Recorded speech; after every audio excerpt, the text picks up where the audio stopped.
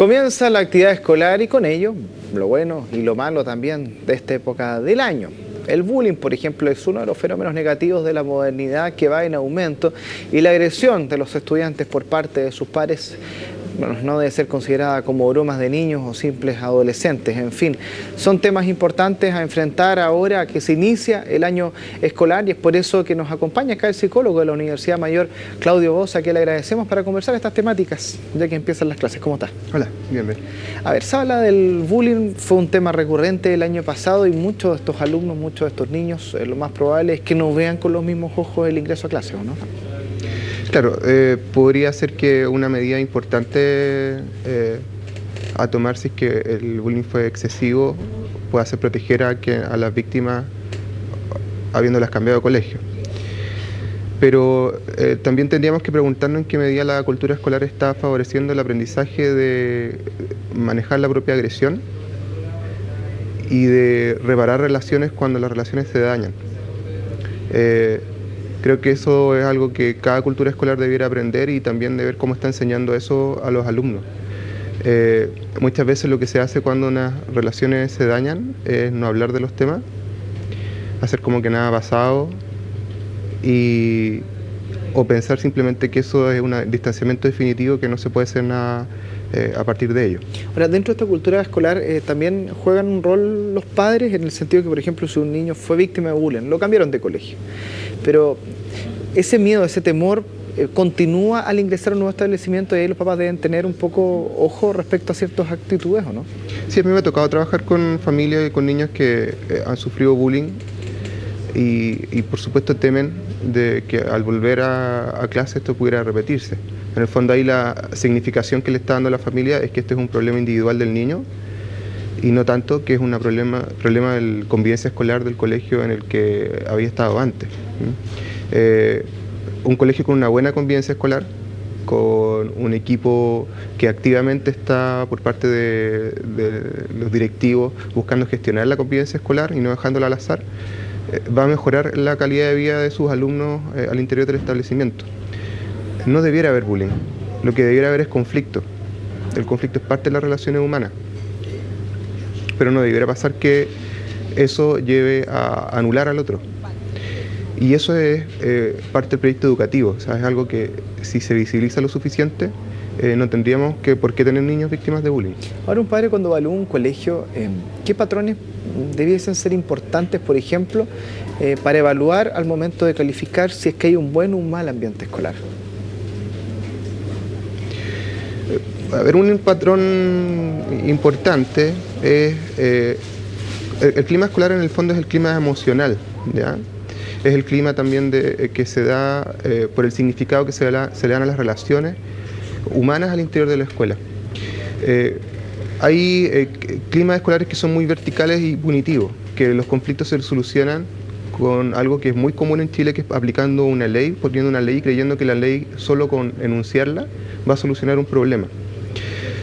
Son climas escolares muy verticales en los cuales la reparación no existe. ¿Qué es lo que es la reparación? Cuando alguien ha agredido a otra persona, tener la posibilidad de disculparse, de ofrecer algo a cambio, de hacer sentir al otro que valora su punto de vista, que se da cuenta que le ha hecho daño. Ese tipo de cosas en algunos colegios sí se están haciendo. Se hace mediación, se ofrece reparación y las directivas ministeriales desde hace muchos años exigen a los colegios que eso se incorpore la reparación y no solo un modelo punitivo de resolución de los conflictos. Claudio, hace poco rato hablaba de que lo que debiese existir en la sociedad y lo que hay es el conflicto. El año pasado se vivió un conflicto bastante importante dentro de los establecimientos de todo el país a través de tomas. Eso originó que hubo alumnos que repitieran, otros no, y hasta donde tengo entendido también hay un cierto conflicto ahí entre los repitentes, no repitentes, los alumnos que tuvieron problemas con profesores y todo ese clima adverso que se generó el año pasado. Vinieron las vacaciones, quedó en nada y ahora se vuelve a clase. ¿Qué pasa con ese patrón de conducta y qué es lo que pasa ahí internamente en el funcionamiento del colegio? ¿Qué es lo que se debe hacer? Yo creo que esa es una excelente pregunta. Lo que se sabe de convivencia escolar está pensado para contextos de normalidad. y el conflicto que ha ocurrido excede la micropolítica de la escuela, incluye también una política que excede a la escuela, una política nacional.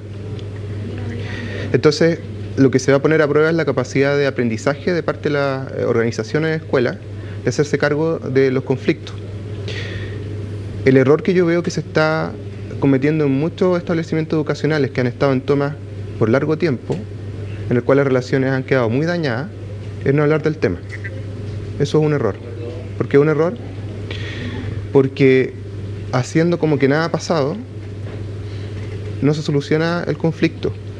Lo único que va a pasar es que el profesor y profesora va a seguir haciendo su clase con alumnos con los cuales probablemente se ha peleado, que han habido insultos o relaciones que entre compañeros se han tensionado mucho por quienes en algún momento apoyaron la toma y después se bajaron, etc.